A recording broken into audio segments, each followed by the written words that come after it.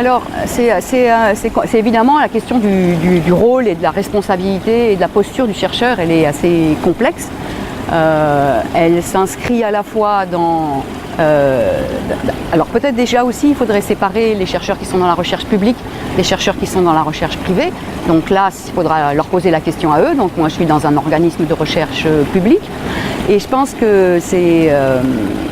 une double peut-être responsabilité à réfléchir à la fois en termes de citoyens, mais ça, il y a des associations de chercheurs par exemple qui poussent, qui développent des questions comme les sciences citoyennes, qui développent des espaces pour essayer de faire des ponts entre la société civile et puis le monde de la recherche.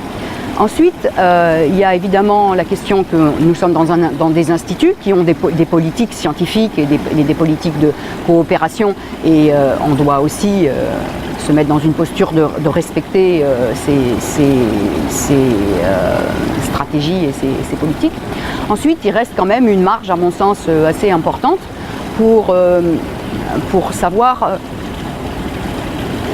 pas évidemment qu'est-ce qu'on va trouver, puisque ça c'est la recherche qui va le montrer, mais pour savoir quelles questions on veut se poser et en quoi ces questions-là peuvent faire avancer certaines postures et donner des outils, des éléments de réflexion ou d'arguments à certaines parties de la société pour prendre son rôle dans le débat politique. Par exemple, il y a des grandes questions de savoir si l'agroécologie pourra ou non nourrir la planète. Donc il y a des personnes qui pensent que oui, il n'y a pas de problème, que les verrous sont ailleurs que les verrous techniques. Après aussi, le chercheur peut essayer de voir comment il peut expliciter où sont les verrous techniques, comment il faudrait avancer sur ces verrous-là. Et donc ça, je pense que c'est effectivement quelque chose qui est important.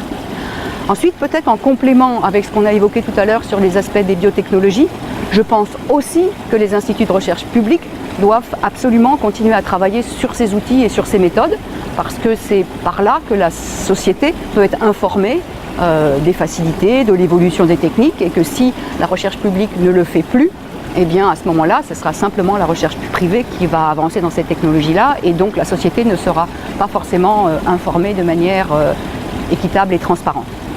Et puis un autre élément qu'il faudrait peut-être aussi avancer par rapport à cette question-là, c'est la question à la fois des appels d'offres et la question de l'évaluation des chercheurs.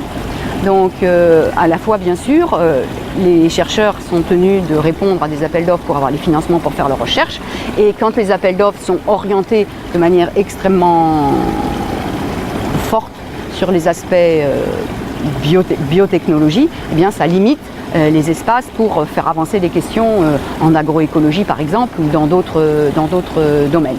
Et puis aussi, on a évoqué tout à l'heure que l'agroécologie, ça implique une posture un peu différente du chercheur en termes de comment il construit ses questions de recherche, comment il travaille avec d'autres parties de la société civile, et ça prend du temps.